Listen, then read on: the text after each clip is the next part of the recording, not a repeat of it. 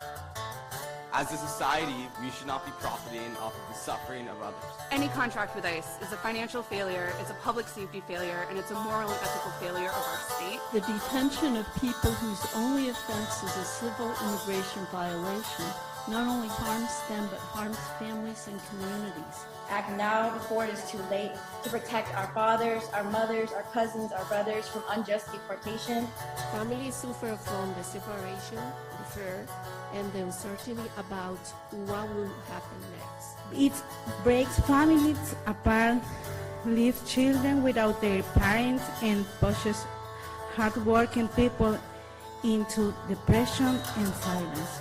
This is not public safety.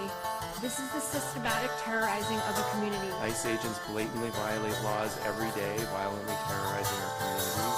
People being detained should not be starved and should not be denied medical care. No one should be treated like this. Too many of my friends, extended family, and community members have been separated from their loved ones because of the violence of ICE. Rhode Island must not be complicit in systems that rely on the suffering of immigrants to function.